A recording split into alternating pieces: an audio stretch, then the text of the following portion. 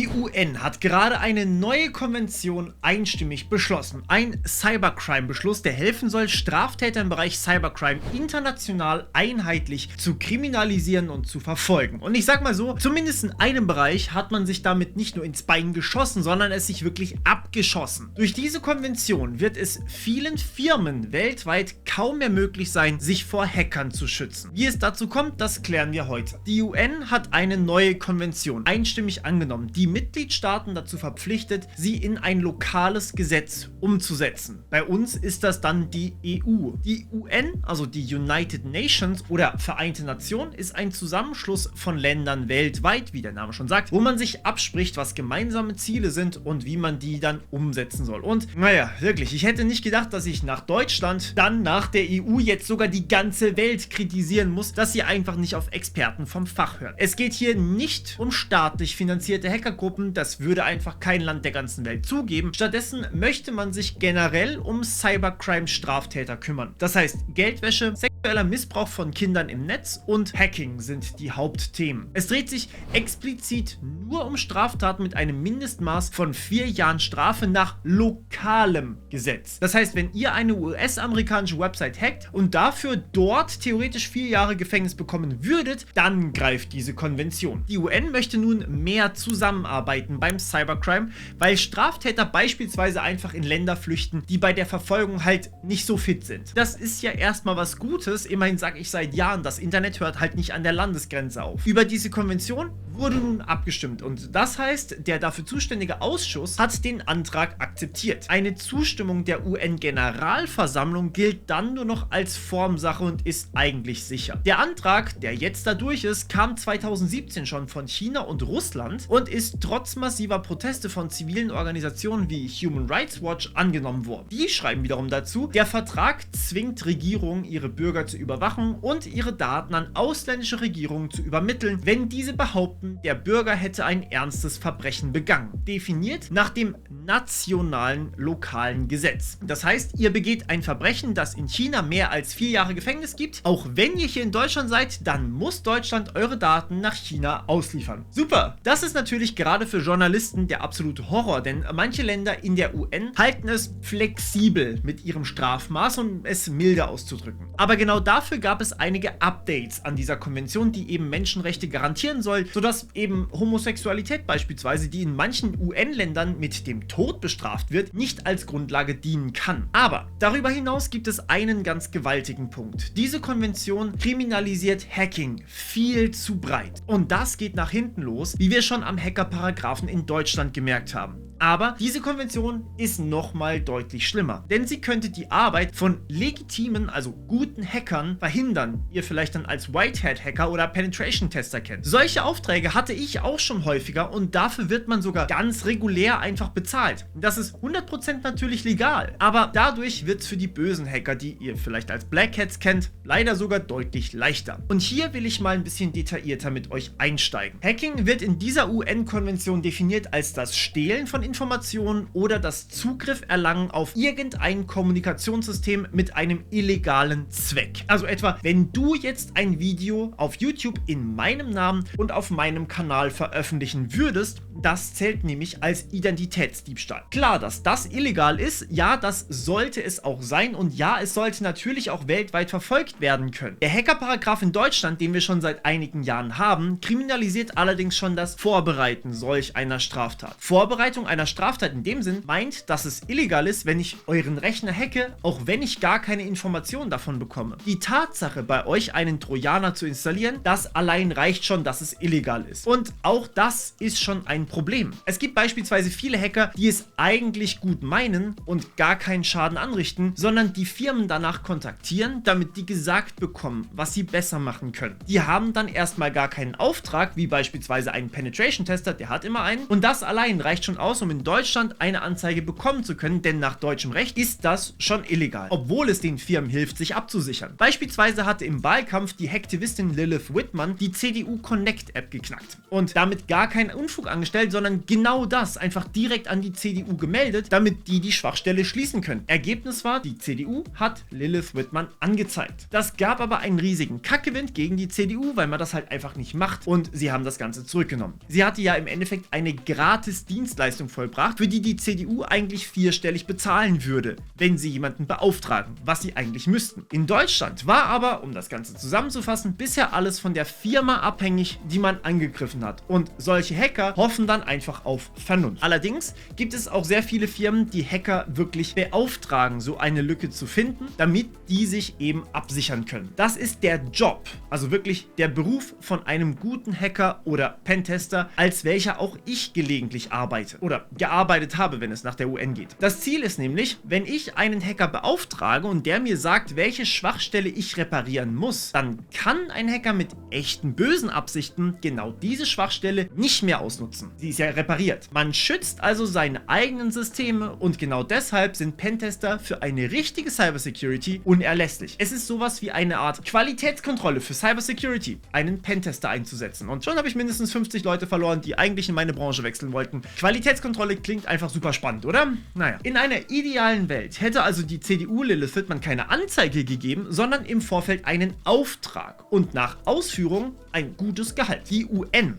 definiert nun nicht nur das Vorbereiten einer Straftat als illegal, sondern sogar schon den Besitz dieser Programme, die Herstellung von Tools und auch das Verteilen dieser Programme und Tools. Beziehungsweise nicht nur Programme, sondern einfach alles, was zum Hacking benutzt werden kann. Und das ist einfach nur ein ganzes Toastbrot unter dem IQ einer fucking Kartoffel. Okay, Cedric, nicht aufregen, zumindest nicht zu sehr. Momentan ist es unfassbar heiß, zumindest bei mir. Und zur Abkühlung meines Gemüts und meines Körpers hat mir unser heutiger Partner Holy die neue Ausgabe ihrer Hydration-Reihe geschickt. Vielen Dank dafür. Die neuen Sorten sind Coconut, Pineapple und mein absolutes Highlight Sour Cherry. Zum Glück habe ich aber das Video, wie ich das anmische, schon davor aufgenommen. Holy Hydration ist kein Energy, sondern ein vollständig veganes, zuckerfreies und gleichzeitig super leckeres Elektrolytgetränk ohne Koffein. Und weil mich ein paar von euch gefragt haben, in Hydrations ist auch absolut kein Acesulfam K enthalten. Hier sind die Inhaltsstoffe. 20 Kalorien auf einen halben Liter, das ist sehr nice. Ihr rührt einfach einen Messlöffel in 500 Milliliter Wasser zusammen und mischt es in den praktischen Shaker. Und für den Sommer einfach noch ein bisschen in den Kühlschrank stellen, anschließend ein paar Eiswürfel rein und let's go. Vielen lieben Dank an Matze, Philipp und Fredi, die mich einfach wie einen König behandeln und ständig daran denken, dass ich mich im heißen Sommer hydriere. Eure leckeren Eistees sind sicher in meinem Bauch. Wenn ihr auch die leckeren Sorten probieren wollt, könnt ihr jetzt unten in der Beschreibung meinen Link benutzen und sie direkt nach Hause geliefert bekommen. Schaut euch auch unbedingt die Probierpakete an, denn sich einmal durch die ganzen Sorten durchzuprobieren, es sind viele, das lohnt sich richtig. Okay, ich muss dazu ein kleines bisschen ausholen. Wie arbeiten wir eigentlich? Wie arbeiten Hacker, die legal unterwegs sind? Zu mir persönlich kommen Unternehmen und sagen, hey Cedric, kannst du mal bitte gucken, ob du dich bei uns reinhacken kannst? Wenn du es schaffst, wir wollen einen Bericht haben, wie genau du es geschafft hast, damit wir uns darum kümmern können. Das ist ein Penetration-Test. Ha, er hat Penetration gesagt. Alternativ dazu gibt es aber noch sogenannte Bug-Bounty-Programme, die wir auch von Google und Apple und eigentlich allen großen Firmen kennen. Bei einem Bug-Bounty-Programm sagt man, alle Hacker dieser Welt, das und das dürft ihr legal angreifen. Wenn ihr es schafft, da irgendwas zu machen, was ihr nicht schaffen solltet, dann kriegt ihr Big-Time-Money. Los geht's. Und ja, das mit dem Kopfgeld auf den Käfer, das ist tatsächlich so gemeint. Jetzt auf einmal hört sich wieder cool an, Hacker zu sein, oder? Bei Apple könnt ihr dafür bis zu 2 Millionen Dollar bekommen, wenn ihr den Lockdown-Modus umgehen könnt. Das ist echt kein Witz und absolut sinnvoll. Aber wir arbeiten normalerweise und sehr häufig nicht in einer riesigen Firma wie bei Google zum Beispiel. Ja, es gibt Hacker bei Google, die genau diesen Job als Angestellte von Google machen. Aber die meisten arbeiten selbstständig, einfach so für sich oder für kleinere oder mittlere Unternehmen. Manche machen das sogar ehrenamtlich, ohne Bezahlung in ihrer Freizeit, um zum Beispiel Organisationen und Vereine, die nicht so viel Geld haben, anzugreifen und zu testen. Deshalb entwickeln wir aber nicht alle Tools, die wir benutzen, selbst. Die meisten Tools, die ich im Laufe meiner Hackingzeit benutzt habe, waren vollständig offen und kostenlos, also Open Source. Jeder kann die runterladen und damit dann nach Sicherheitslücken suchen. So funktioniert das Ganze. Man arbeitet zusammen. Nehmen wir ein Beispiel. Und jetzt wird es ein bisschen technisch. Stay with me here. SQLmap ist ein Programm, mit dem man sogenannte SQL-Injections finden kann. Das ist ein Angriff auf Websites, der jahrzehntelang bis 2017 auf Platz 1 der häufigsten Schwachstellen lag und noch heute ist das nicht allzu selten. Dabei versucht man als komplett externe Person Code für die Datenbank, wo einfach alles drin gespeichert ist, einzuschleusen, den man nicht einschleusen sollte. Und dann kann ich zum Beispiel Kreditkartendaten oder Namen und Adressen und so weiter klauen. Allerdings kann das auch ganz schön kompliziert werden, wenn man so einen Angriff von Hand durchführen muss, weil man teilweise sogar einfach die Zeit messen muss, wie lange eine Antwort von der Webseite dauert, bis die wieder bei mir ist. Und das muss man mehrfach machen. Diesen furchtbar nervigen Prozess haben Bernardo Damele und Miroslav Stampa automatisiert. Die beiden sind eben auch zwei Freelancer-Hacker, die man legal beauftragen kann, dass sie die eigene Firma hacken. Das Programm an sich, also SQLmap, ist riesig und es ist vollständig kostenlos und super mächtig. Jeder kann den Quellcode des Programms vollständig einsehen und einfach so herunterladen und das bei sich ausführen. SQLmap ist mächtiger als jeder Pentester alleine in Bezug auf SQL-Injections und vor allem ist es schneller. Das heißt, ich als Pentester, also als guter Hacker, kann meinen Auftrag schneller und besser ausführen. Und das wiederum heißt, ich kann in derselben Zeit und besser mithalten mit der Flut an Angriffen. Ich kann sozusagen auch meinen Pentest günstiger anbieten. Und ehrlich gesagt, dank diesem Tool bin ich mir relativ sicher, dass die Schwachstelle von Platz 1 überhaupt auf Platz 3 rutschen konnte. Denn damit ist ein Test so einfach auf einmal möglich, dass man das mal so eben selbst machen kann, selbst wenn man kein Experte ist. Und dieses Tool ist nur eines von sehr, sehr vielen, die ich genauso wie viele andere nutze. Hashcat, GoBuster, selbst große Programme wie Zap sind alle Open Source und kostenlos. Hier kooperiert die Hackergemeinschaft in sehr, sehr mächtigen Tools. Denn wenn wir gemeinsam schneller mehr Lücken finden, haben bösartige Hackergruppen nicht so ein leichtes Spiel. Und das ist noch nicht mal annähernd das Ende. Es gibt eine riesige Datenbank mit gefundenen Schwachstellen und den Angriffen dazu. Ihr könnt euch das so vorstellen. Da steht zum Beispiel das hier drin. Wenn du Google Chrome Version 78.0390470 benutzt, dann kann ich dich hacken. Und zwar mit genau diesem Code. Das nennt sich Proof of Concept. Das kann jeder bei sich probieren und wenn ihr euren Browser aktualisiert, dann funktioniert der Angriff natürlich nicht mehr, weil Google den reparieren konnte, weil jemand anders den gefunden hat. Macht ihr das aber nicht, also patcht ihr euer Programm nicht, dann kann ich euch weiter damit angreifen. Dadurch lassen sich Firmen sehr, sehr schnell prüfen, weil man ganz einfach den Code runterladen kann und mehr oder weniger automatisch von außen erstmal gucken kann, ob man mit irgendeinem dieser Angriffe irgendwas bewirken kann. Das Ganze ist auch hier wieder also eine riesige Hilfe für mich, weil ich einen Penetration-Test fast vollständig automatisieren kann. Es läuft einfach eine Sammlung an Angriffen gegen ein einzelnes System durch, nämlich alle, die bekannt sind. Und auch hier wieder, man arbeitet zusammen, um Systeme gemeinsam möglichst effizient und günstig abzusichern gegen die, die etwas Böses beabsichtigen. Das eigentliche Problem ist ja, ich als Verteidiger muss immer alle Sicherheitslücken finden. Ein Angreifer braucht im schlimmsten Fall nur eine einzige Sicherheitslücke. Was ich also mache, ist Prävention. Und dazu müssen wir gemeinsam schneller sein als die bösen Hacker. Und durch die Zusammenarbeit von guten Hackern, durch Bug-Bounties und eine richtige Industrie von schlauen Menschen hat sich für die großen Hackergruppen eigentlich die Welt gewandelt. Ein Hackerangriff für eine Gruppe, die Lösegeld erpresst, aka ein Ransomware-Angriff, besteht heute am Anfang zu über 85% aus einem privaten Kontakt, einer E-Mail oder irgendwas ähnlichem. Das nennt sich Social Engineering. Also zum Beispiel Phishing-Mails, die dein Vertrauen erwecken sollen und dich überzeugen sollen, echt zu sein. Ein Anruf von Europol, die DHL-SMS, dass euer Paket nicht zugestellt werden konnte. Das ist Social Engineering. Es ist in den allermeisten Fällen am Anfang von einem Angriff immer menschliches Versagen involviert, weil Menschen sich einfach täuschen lassen. Technisches Hacking kommt meistens erst an zweiter Stelle, weil die guten Hacker im Endeffekt sich so gut darum kümmern und gekümmert haben, dass es einfach möglichst schwer ist, in ein System einzudringen. Und das akzeptiert die UN auch erstmal. In der Konvention steht drin, dass beauftragtes Hacking nicht unter diese Konvention fällt und weiterhin völlig legal ist. Aber hier kommen wir zum Knackpunkt. Die kriminellen Hacker nutzen natürlich genau dieselben Programme und dieselben Tools wie die guten Hacker auch. Die sind ja gratis und für jeden zugänglich. Warum würden sie es nicht machen? Die nutzen also auch SQLmap und auch Hashcat und so weiter. Denn damit geht es am besten und am einfachsten. Aber da wir das schon vollständig automatisiert haben, finden die meistens gar nichts mehr. Die UN-Konvention hingegen macht nun die Entwicklung, das Verteilen und sogar den Besitz dieser Tools, sofern man keinen explizit legalen Zweck verfolgt, illegal. Wenn ich aber SQLmap herunterlade, ist erstmal nicht klar, welchen Zweck ich damit verfolge. Ich richte natürlich mein Hacking-System ein, bevor bevor ich einen Auftrag erhalte. Ich lösche nach einem Auftrag nicht jedes einzelne Programm wieder. Brauche sie im besten Fall direkt wieder. Aber genau damit mache ich mich eigentlich potenziell strafbar, denn ich besitze dieses Tool ja. Denn wenn ein Richter mich erwischt, während ich mal gerade ganz kurz keinen Auftrag habe, dann bin ich eventuell dran. Und noch viel wichtiger, die Leute, die diese Tools entwickeln, die Leute, die die Datenbank pflegen, wo die ganzen Schwachstellen drin stehen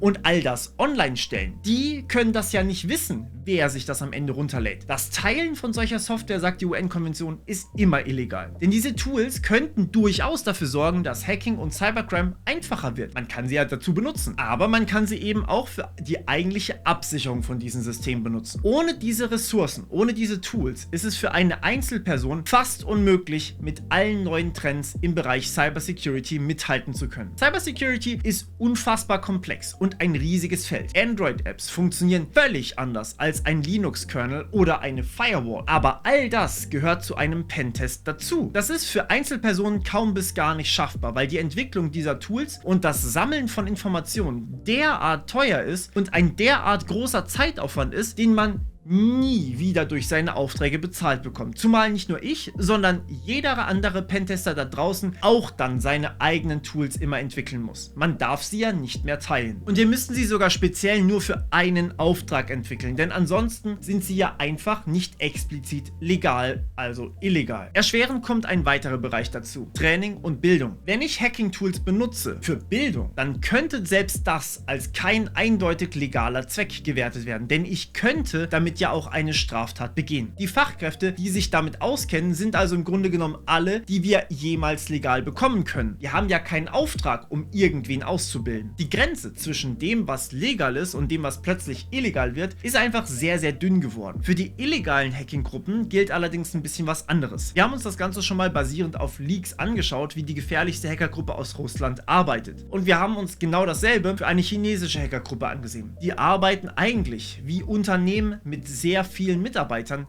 weltweit verteilt. Nicht wie Freelancer. Und Unternehmen können sich durchaus solche Tools einfach mal selber entwickeln. Zumal die sich ja nicht daran halten müssen, die Tools jedes Mal zu löschen. Im Gegenteil, die vernetzen sich untereinander, kaufen im Darknet Tools, die Tätigkeiten automatisieren und all das anonym. Und vor allem müssen sie sich nicht um Recht kümmern oder um Bürokratie, sondern nur um ihre eigene Anonymität. Für mich als Selbstständiger ist das also so: Das Risiko für den einzelnen Pentester ist mittlerweile einfach zu groß geworden, um seinem Job weiter nachzukommen. Das Risiko für mich als ethischen Hacker ist zu groß, um mit dieser UN-Konvention meinem eigenen Beruf weiter nachzukommen. Ich selbst habe Informatik studiert, habe als Pentester schon an mehreren Aufträgen gearbeitet. Ich habe einen Abschluss in Cybersecurity. Aber das heißt für einen Richter halt nicht, dass ich damit keine Straftaten begehen kann mit diesen Tools. Denn genau das ist die Essenz vom Pentester-Beruf. Mein Auftrag ist es, genau das zu tun, was ein bösartiger Hacker tun würde, um diesem zuvorzukommen und dem Unternehmen dann zu sagen, wie es sich schützen kann. Ich agiere, als wäre ich ein krimineller Hacker. Aber ich habe kein Jura studiert und ich will wirklich nicht gleich behandelt werden wie Menschen, die online Kindesmissbrauchsdarstellungen teilen, weil irgendein Richter sich mit meinem Beruf nicht auskennt. Und auch eine Auslieferung meiner Daten in andere Länder, nur weil ich einen Auftrag bearbeitet habe, den ein Richter im Ausland als illegal einstuft, das fände ich dann doch nicht so geil. Und so werden das, denke ich mal, viele Pentester sehen. Ganz ehrlich, schaut einfach selbst, wie ihr eure kleinen und mittleren Unternehmen gegen staatlich finanzierte Hacker aus Nordkorea absichert. Diese ganzen Tools, die wir alle nutzen, inklusive den Leuten vom Google-Team, sind von kleinen privaten Freelancern entwickelt, dann geteilt und dann von einer Community weiterentwickelt worden. Von sehr vielen, sehr schlauen Menschen auf einmal. Aber wenn man die weder besitzen, noch entwickeln oder veröffentlichen darf, dann lässt das nur noch Raum für sehr große Firmen, die die Kapazität haben, all das selbst zu entwickeln. Und selbst dann, der Pentest wird dadurch einfach unfassbar viel teurer,